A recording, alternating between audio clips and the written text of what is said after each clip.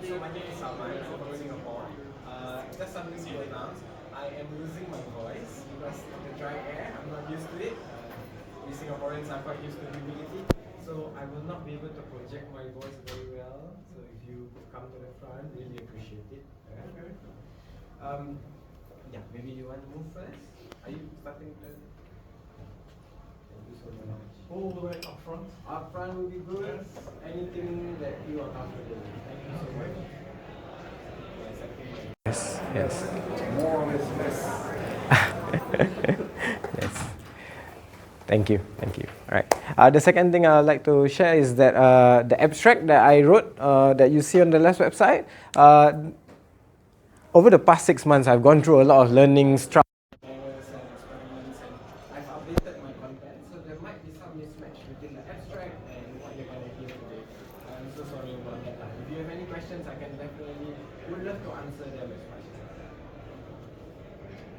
Just allow those people to settle down. Thank you so much for joining me. Yeah. A little bit more about me. I'm an Agile Coach and also a candidate LESS trainer. I'm also the co-founder of the LESS community in Singapore. And in my work, I'm a student. less obviously, and in my work I try to understand why people behave in certain ways, why do they act in certain ways, why do they resist working together, why do they prefer working alone, why do they prefer working from home over working in the office. You know, as you can see in the video just now, Watsila is a wonderful example of people coming to the office and working together. Right? So why can they behave in that way, and why certain organizations can't do that? So that led me down the path of understanding people, understanding human behaviors, and if we go into academia, the word that I'm looking for is called psychodynamics, understanding the psychodynamics of people in organizations. Yes, welcome. Just pause for them. The break is finishing now. Oh, the break is finishing now. Oh, I'm so sorry, dear. I just saw the time and I begin at 11:45. Yes. I mean, the people are late. Oh, the people are late. Yeah.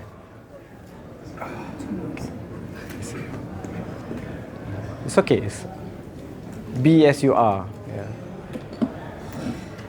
And I'll just recap that my journey has led me into the study of psychodynamics, and which truly understands what uniquely make you who you are. And that is the basis of my talk today, right? Understanding why people are how they are, and why is that important when we go up to the team, to our organization level. This is the company that I work for. The name of our company is called The Catalyst. We are the engineering arm of a digital bank in Indonesia. The bank name is Bank Jago. We are one of the biggest digital banks there. We are also one of the youngest digital banks there. We have over, in total, there's around 1,200 people. 600 people are engineers, right? That's how big we are, right? 600 engineers, and the rest are from the business part of the bank, right? The typical bankers that you expect. And that's how we integrate and collaborate and work together to achieve our goals. My talk today is based on when I first joined the organization, the hiring manager, which is my boss, she shared with me her pain, her challenge, which was people are not stepping out of their comfort zone. You heard just now about from Alistair how we want people to step up. Yeah, so people were not stepping up. People were not talking to one another. They were hesitant, very resistant to introduce new ideas or challenge one another. And that was a problem because in the work that we do, to collaborate, you're going to need to have a little bit of conflict. If you are uncomfortable to have that conflict, you will not achieve goals. We're going to need a little bit of friction for things to work. So that was her worry. And when I first joined the organization... Sorry.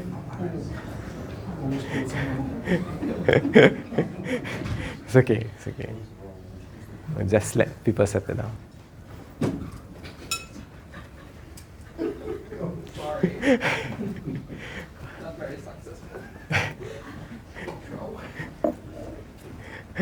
I have a question. I'm moving away from my notes right now and just asking you a question. Would you like me to begin from the top? No. No? All okay? Okay, perfect. I'm also going to segue from my notes and allow everybody to come down.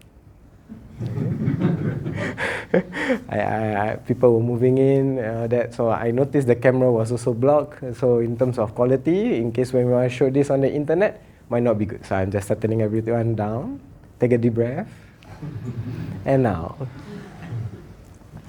So I segue a bit. The work that I just did just now was what I do in the office sometimes. When tension arises, when people go into a little bit of scarcity, what we call, hey guys, take a breath. So that's what I'm trying to emulate here. And when I do that, I realize that there's a shift in behavior. We calm down, we settle down our nerves, and suddenly we go into a state where we are comfortable with one another. And then we can begin a journey. We can begin our conversation, we can begin whatever that we need to do to achieve our goals. And just coming back into where we are right now, I'm going to dive deeper into that, right? As what I mentioned just now, it's into the psychodynamics. If that's a word that is new to you, basically I try to understand why the human body behaves and reacts in certain ways. Why do we get triggered? Why do we resist certain things? Or why do your teams resist certain things? So that is where I wanted to understand. So I just jumped back to 2022 when I first joined the organization. My hiring manager, she told me that thing where the teams, they are not talking to one another. People are not really collaborative. What's wrong? We need them to be talking to one another. And now I'm going to jump to 2025 now. My teams right now, I have 7 teams in my requirement area. 7 out of 52, if I'm not wrong, in the entire organization. We have a lot of people. And my teams right now, as of this very moment, they are having an overall retro to discuss whether they should reshuffle the teams. They should reorganize the teams. And there's no managers involved in the conversation.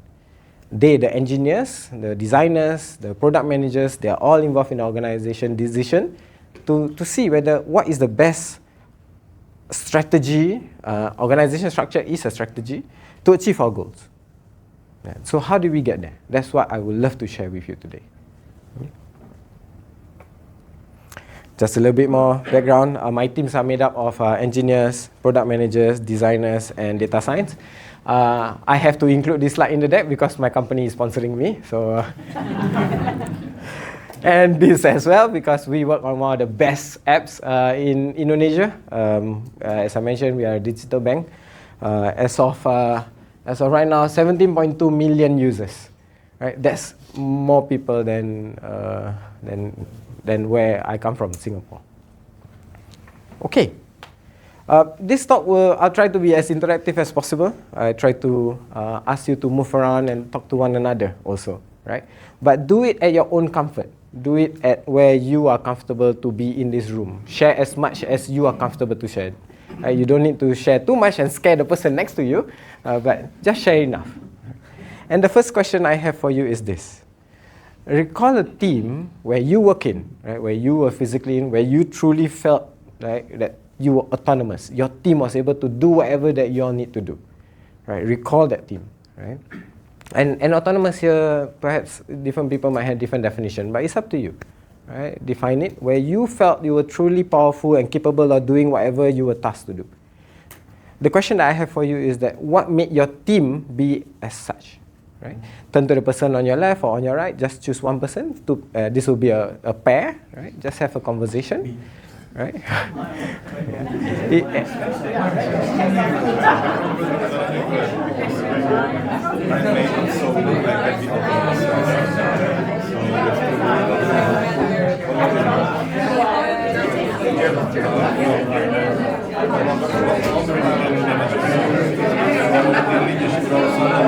Of course, we are always part of the team.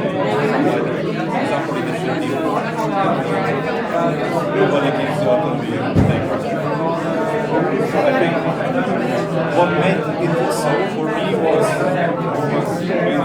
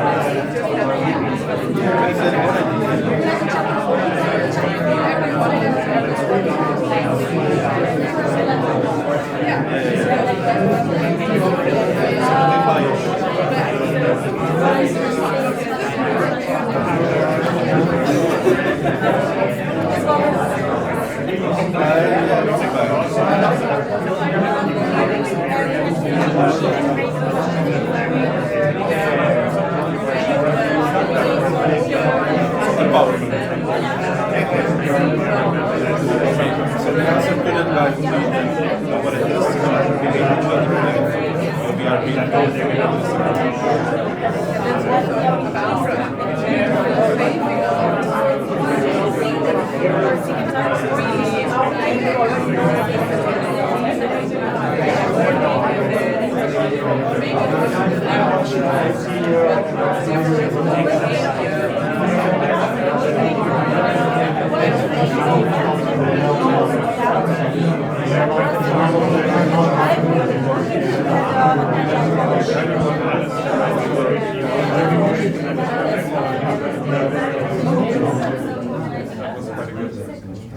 Perfect. I'm so happy that they taught the hand thingy and everybody understands. So thank you.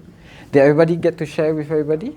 You got to hear, some of you. Very good. It might be one person was talking more than the other, and that's perfectly okay. Right? That's perfectly okay. There'll be a lot more sharings after this, so take turns. Yeah. And just coming back to the question, my guess is that in your conversation, some of these words may have come up, right? There was a strong bond between people, the relationships, the quality of the relationships. You might have been working with a person that you truly enjoy working with, right? That's the quality of the relationship. People respected one another because of that. People wanted to share or gain knowledge from each other. People also were given a sense of leadership, a power from management, right, to decide, to do certain things. People also had a high degree of trust between one another. So all of this definitely I would have heard in some parts of your stories. So the question then goes, how do we get that feeling again? Right? That's where I want to go. So my agenda today is to provide an introspective lens, right, on an organization's ability to self-manage, right?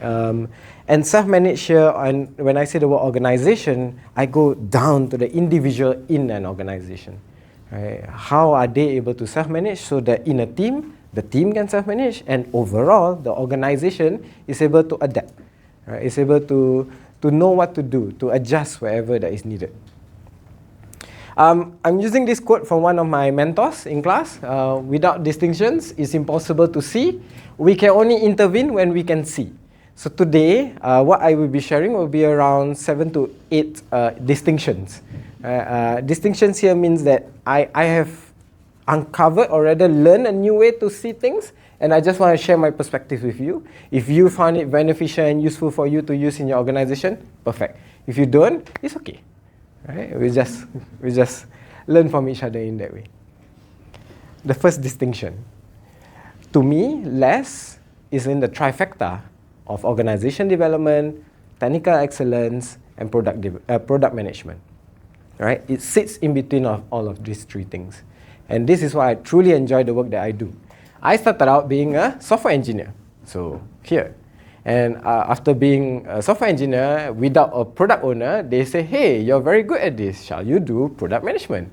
I'm like, okay, let's try. I became a PO for a team, a small team of 4. And then we built a simple mobile app, deliver it, ship it. People were very happy. I went on to my next product in the Singapore government for 6 million people, the entire nation, right? So that was a challenging task. And from there, during that journey where we developed that system, was where I truly learned what does it really mean when you need to collaborate with stakeholders, between the teams, with vendors, with bosses who are so far away from us. How do we get everybody on board? And from there, I started my journey into organization development. Truly understanding what make the organization design so that we can be successful in the future. Again, the strategy. So this is the first distinction that I have. Right? Where I'm coming from is from an OD lens. This is the second distinction. Right? Anybody know this equation? Raise our hands. A few people. Thank you. Right? This equation is by Kurt Lewin. He's a German-American psychologist. Behavior is a function of personality and the environment that the person is in. So personality here is your skills, your experience, even all the way back to your childhood development, because your childhood will influence who you are today. And the environment that you're in, right? It could be your office, could be the people that you're always around, it could be also your home. My best way to describe this is that when you are in the office, if you're a boss in the office, you may not be the boss at home. Right? My best way to describe this. Yeah, I know a few guy friends. They are all married, and then they are bosses in the office. And then when they go home, guess who's the boss? I let you all guess that. I'm not going to say anything. Yeah. So, if we were to look at the environment, I'm diving a little bit deeper into environment first before I cover personality. This is my next distinction. Right? The organization and community. I believe that in any organization, you're going to need both. Because organization is where you have the roles, the policies, the reporting lines, the strategy, the performative part. That is where we need to go. But we also need the community. We need the emotions. We need the relationships. We need the presence. We need the energy. We do not exist just as workers. In the organization, we have relationships. We know one another. We want you to get to know each other. So this is one of the most important things that I teach my teams, the sense of community. We are here to take care of you, or rather, you take care of each other. Your goal is my goal. Your success is my success. Your failure is my failure. So the moment that ownership is transferred and we don't feel lonely, don't feel alone, we don't feel that we are struggling on this by ourselves, I see that they are able to gain traction and move forward together. And that's really very, very energizing. So the question that I always ask my team, right, how do we allow both to exist harmoniously within the same context? I know of some bosses who prefer only the organization, right? They only prefer, no, this is the role. They are like that. They need to perform as what the job description describes. I've met certain bosses like that, and it leads to certain outcomes in the organization. People are not willing to pick up. A simple example would be, if a team is working on an item or a feature or something on work, and this team is completed with work, what I naturally see is that because it's about performance, they will pick up the next item in the product backlog. They work on the next thing rather than they collaborate and work together with this team. This is the sense of community that I'm talking about. Right? They are not looking at, I better achieve my goals, I better achieve my velocity. But rather they're like, okay, they need help. Let's try to help them so that the faster we finish this item, the faster we get feedback from the customer, the faster we can know whether we are building the right thing or we're building it right, so on and so forth. Right? So this is one of the biggest distinctions for me, building a sense of community in the organization. So this is one part of the equation that I was referring to earlier, the environment. The next distinction is this thing called level of systems, right? This is by Marianne Rainey, another I would say thought leader in Gestalt OD. In my interpretation, community and organization is a type of a system, right? There's other type of systems. A conference is a type of system. A movement is also a type of system. So I'm just giving you examples. If we need both to exist, right, and they're all parts of different things, they all cascade into each other. Right? So a community or rather a system is made up of groups. Groups is made up of interpersonal relationships. Interpersonal relationship is made up of individuals. Right? A way that I teach this in class, in school, at work, is that I will ask a person, right? Between two people, how many relationships do you think exist? Three? Okay. Good guess. Three? Okay. 3 plus. 3 plus. Okay, 3 plus. Okay, so not 3 but 3 plus. Almost there. Yeah. So within two people, based on what I've learned, is that there are 4 relationships. Right? Primarily, my relationship with myself, and therefore your relationship with yourself, my relationship with him, and his relationship with me. 4 relationships, right? Because my relationship with him might differ from his relationship for me. It's based on my own perception of what the relationship is. He could think of me as a wonderful friend. I might think of him as a I'm just giving an example. I'm not saying you. I'm so sorry. I'm sorry. I should have used Victor for this example. I just realized. I'm sorry. Yeah. So there are 4 relationships. Okay. So now cool. 2%. So let's introduce another person. Let's say Victor. Right. So Victor then joins this conversation, and so you can see, right, how many relationships are there, right?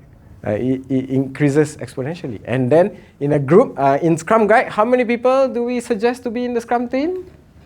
Anybody? Anybody? Yeah, plus minus 2. Something plus minus 2, right?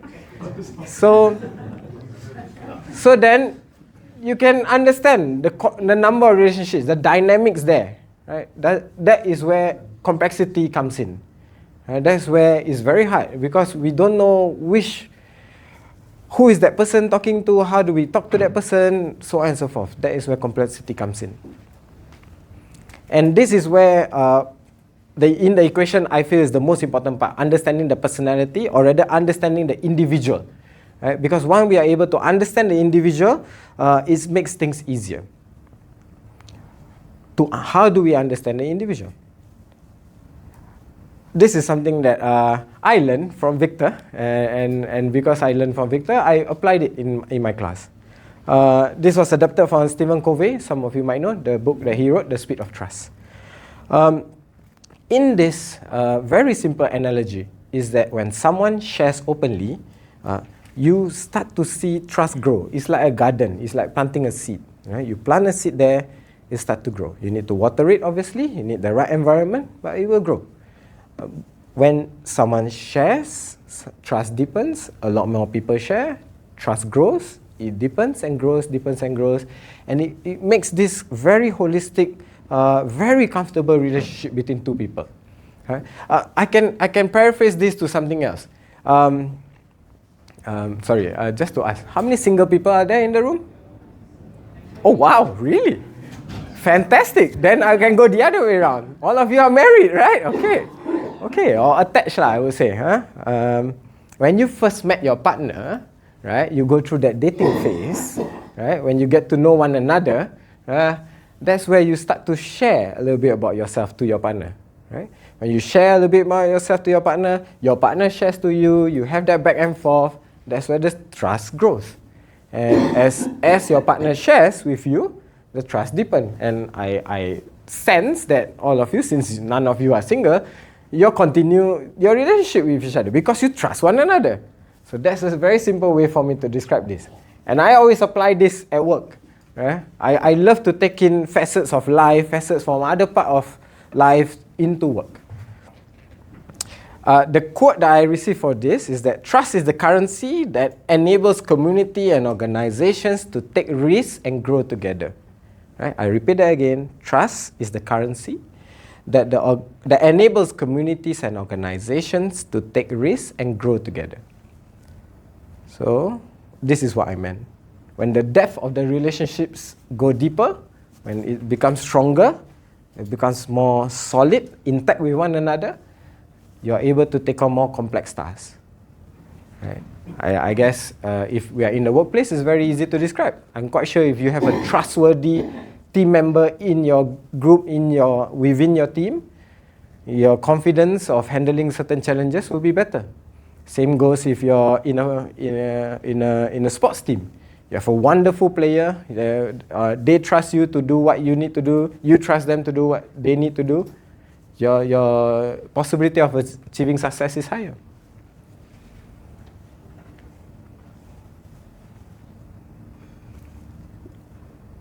Another person who I like to turn to is Esther Perel. Right? Anybody here know Esther Perel?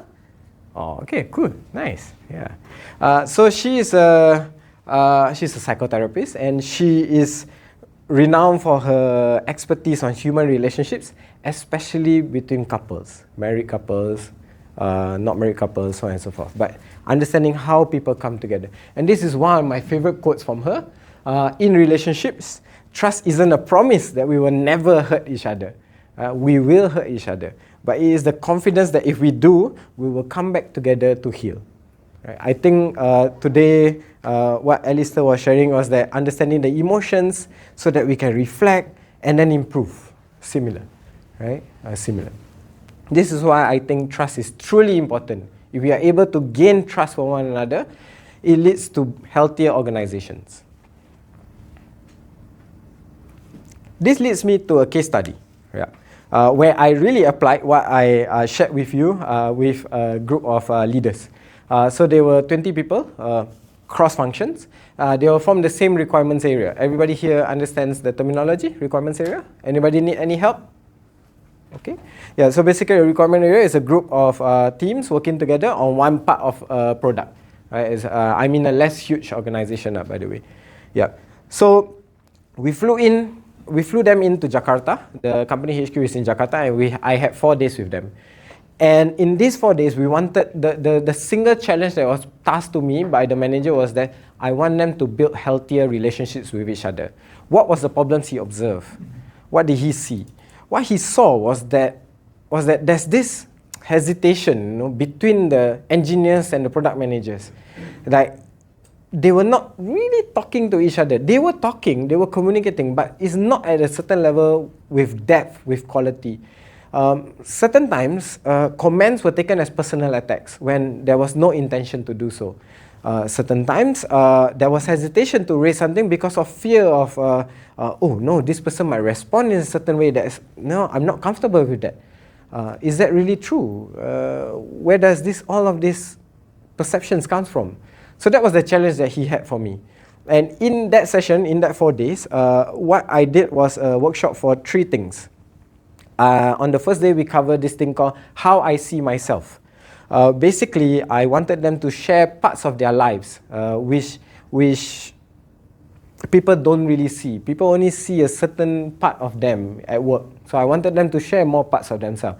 It's even worse for me because for us, we work in a totally remote environment.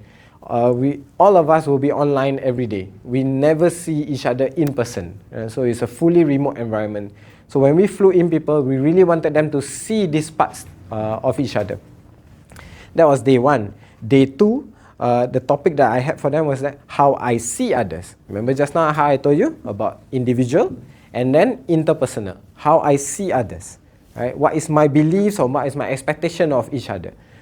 Because my experience has led me to the point where expectations, if you never articulate or never really voice them out clearly, it will lead to disappointment. And disappointment will lead to resentment. And usually when you reach the resentment, it's a little bit hard to get back into a healthier state. So we really want to avoid having that resentful feeling of the person next to us. So I really wanted them to articulate what were the expectations that they have of each other. And that led me to the last day where I discussed, or rather where we in the room discussed how we see each other. Where do we see us going together?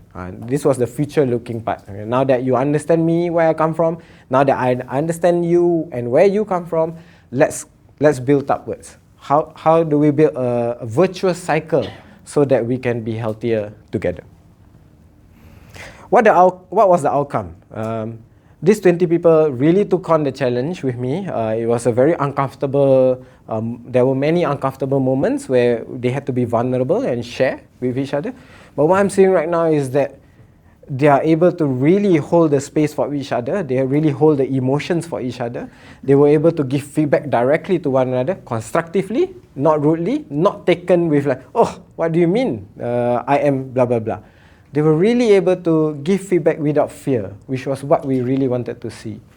So this group of 20, I'm still working with them right now, and they are the ones in the teams who are now trying to teach the teams about emotional safety, psychological safety, being who you are, where do you come from, even questioning them in terms of like, is that your assumption or is that your assertion? Is that a fact or opinion? So even these kind of questions where you might sense that, I just realized that this is a European audience. In Asia, questioning a person can be seen as rude. So we really had to undo that. It's okay to question people because I have a valid question. I want to question you. I want to understand from you. So that was something that we had to undo. They had to unlearn certain scripts that they picked up from their childhood. So, again, we're going to go into a conversation. Again, share what you are comfortable to share. I will actually take one of the questions from my particular workshop. And really, we're going to time it to around 4 minutes, so 2 minutes per person. Try to bottom line if you can. But really, share what you are comfortable with and keep your partner safe, I would say. This is the question that I have for you. Share a moment in your life which shaped who you are today. Right? This is one of the questions that I have in the workshop.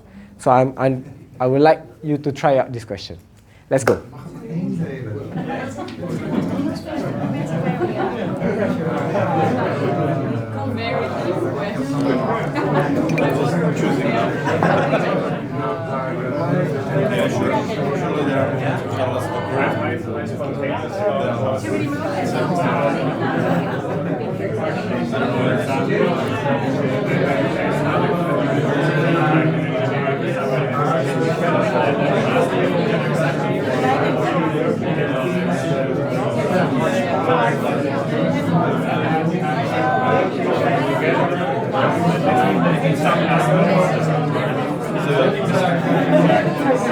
Don't worry, don't worry.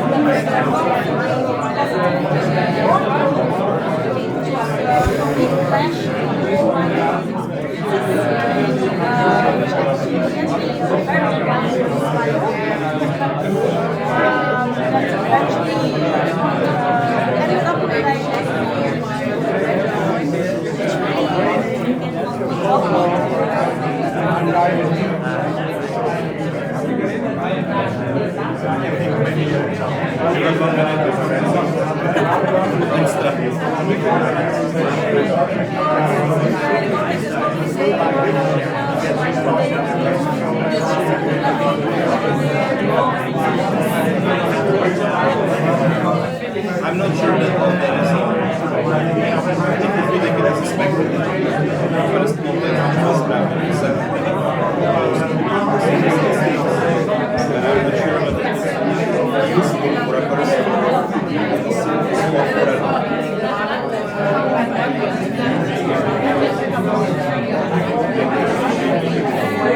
however, it's the new one that pick up the best. Is it giving the space to be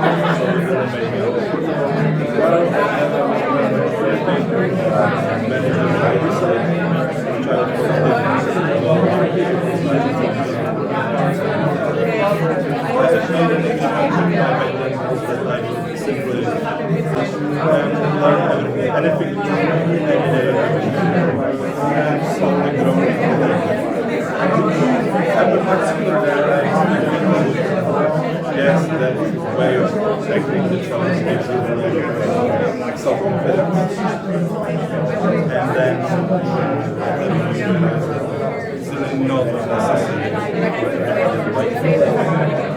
On the other hand, it is necessary to make change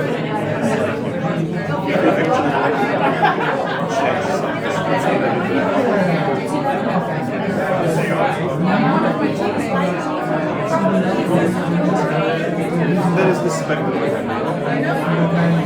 Everybody likes to do it, and I don't think it's going to be fixed anywhere on the spectrum.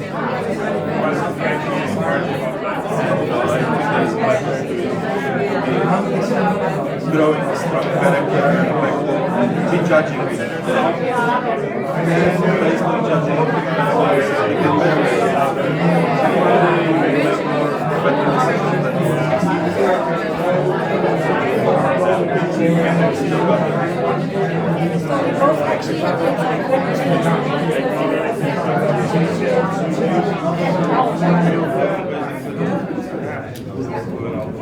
Lovely, lovely.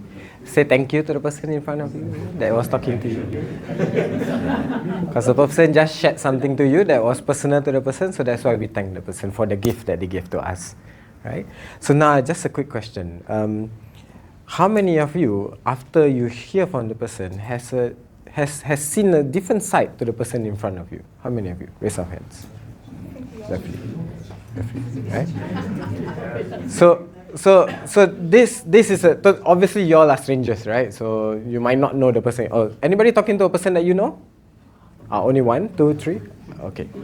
Well, okay, great. Now you're seeing a different angle of the person, right? So the goal that I have with this was because they've been working together for 2 years and yet they don't know each other. So in this question, what we heard was stories from each other, how they had a difficult childhood and was the first person to go to university. Another person shared about how she had a traumatic experience in her life with her previous partner, and then after that decided that no more from here onwards. I'm going to be my own woman. And moving on from that, another person shared about how in their childhood they observed their parents behaving in a certain way, and they didn't want to emulate any of that. That's why they strive to be a better communicator. So all of these stories, then you suddenly see, hey, now I know why you behave in that way. Okay, that makes sense. So these perceptions, we are changing, or we're rewriting what we think or believe about another person. We understand a person from a deeper level. That's what we were trying to do in that workshop. How I understand, or rather how I see myself, how I see others, how others see us. Right? And why am I talking about seeing? Because I want to jump to this quote by Anna Isnin. She's a writer for stories and essays, and she gave this quote which I really love. We don't see things as they are, we see things as we are. We apply our beliefs, our mental models, our whatever, and then we put it on, and then we think that everything should be like that. Our worldview is the only view of the world. But no, right? In reality, there are multiple realities, I would say. Right? This is the law of duality. It's not only our worldview is correct, other worldview is correct. So if I can allow your worldview to surface and my worldview to surface, and we are okay with two conflicting worldviews, and we accept that as the truth, what I've seen is that people are much more comfortable to challenge one another and, okay, I understand where you're coming from. That's really good. Okay, can you elaborate where do you get that? Can I see? I'm starting to be curious. The more curious I am, the more trust deepens, the more we are able to handle certain complexities. So I really love this quote. And I'm jumping to the other end of the spectrum. If I don't see this, if I purposely want to see only as me, that is where we get resistance. Oh, sorry. I feel like what you're describing is a happy scenario, where people go according to this step-by-step progression, share more, love each other more in the end. But what if the other person's worldview is actually corrupting, correct and wrong? Corrupting? Corrupt, incorrect and wrong. Corrupt, incorrect and wrong. And not really healthy and not really helping to do your scenario. Because sometimes there are conflicts between people. Yes. And there is indeed a problem to be solved. And it's not just about not knowing enough about each other. Yeah. And I don't think that in the easy scenarios, you need to apply much mastery to fix it. Yes. It will kind of fix it itself if you take people to the pub. Yeah. You know, if I simplify it. Yeah. So thank you for that. Recently, I personally faced this issue where one of the leaders in the organization rejected whatever that I was doing in the workshop, right? And exactly what you're saying. The person has certain resistance, in other words, and that didn't share the worldview that I share. The question was that, the first question I asked myself was that, was I allowing him to be himself? Yes or no? If yes, okay, good. The second is, can the whole system allow him to be himself and yet be accepted? Yes or no? That was not very clear. We were also pushing back against him. That was where conflict was coming in, so on and so forth. And the next question that I have for that person was that, is he comfortable to change or adjust or be curious about his worldview and the impact of his worldview onto others? No. So in that sense, that was where we ultimately see that there were different worldviews and we were not able to accept one another. That was where we had to have a conversation. Is this the best for us? Is this what we want right now? Is this what we need? And therefore decide on the next steps forward. Yeah. Unfortunately, there are people who will be different from us, and that's okay. In an organization, I don't think the entire organization is going to be happy, hippie, and just, oh yeah, we're all together. No, we are going to be different. And do we accept one another to be different? I think that's the key question here. Yeah. Is that okay? Did I answer your question? Yeah. I can take on questions later because I'm looking at the time. I only had 3 minutes. Sorry, Mark. It's at 12:30, right? The open space? Yeah. Okay. Yeah. Jumping back to this resistance. The more that I think only my own worldview, the more likely there will be resistance between people, right? And what does resistance look like? It can be silence, it can be delay, sarcasm. It could just be a person sitting there and just looking at you, but then their brain is totally somewhere else. Right? This is called, if we're talking, if they have fear in that moment, that's most likely a defense mechanism. It's called flight. You all might know, you might hear of it. You fight against it, you flight against it, or you just freeze. So we try to handle resistance in the organization. And the method that has been working for me is that by allowing people to understand one another, to allow conflicts to surface, seems to reduce resistance. When people are curious, lesser resistance, in other words. So the key thing that I want to say, a self-managing team is made up of self-managing individuals. Yeah, this is the key thing that I wanted to say. But if I were to say this at the start of my slide, it would be like, duh. That's why I brought it down here. Right? Self-managing, what does it mean? Is when you are self-aware, you're able to understand your presence in the room, how you are, who you are, what emotions you bring. Yeah, and there's a lot of things that you can do to build up your presence.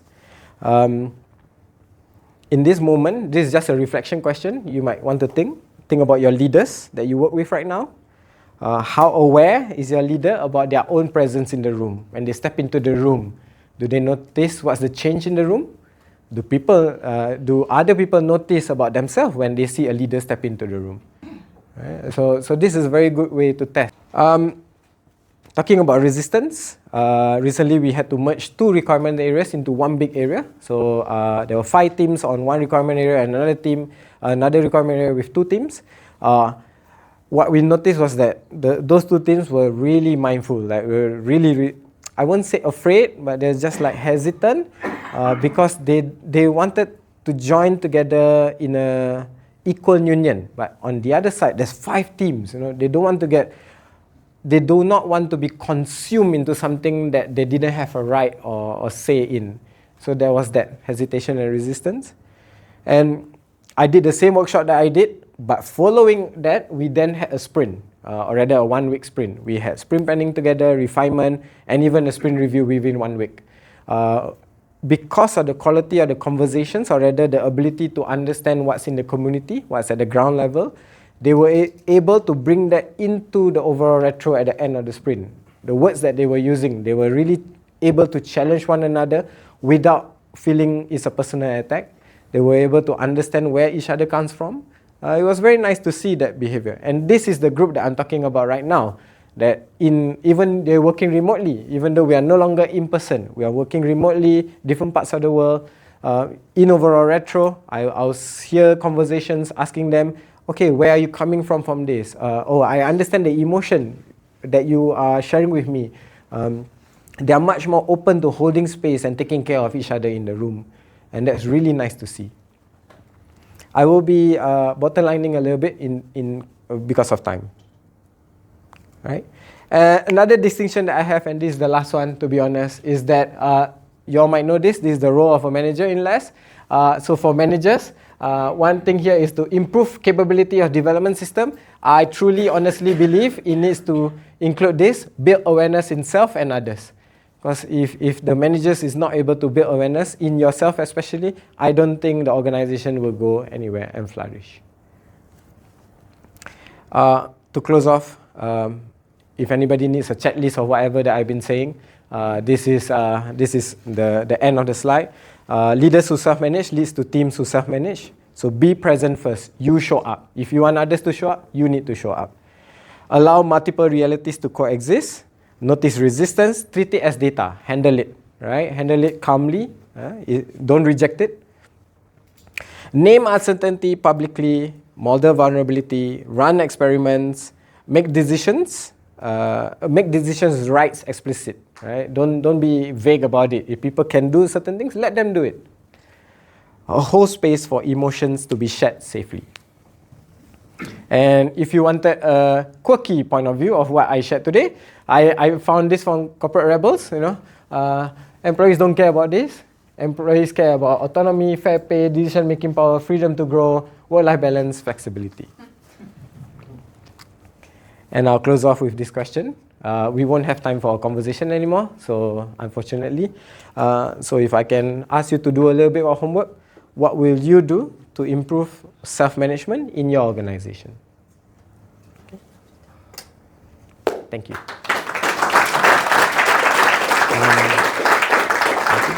I would love to take questions if we have one question. No? Awesome. Thank you. Thank you. Thank you.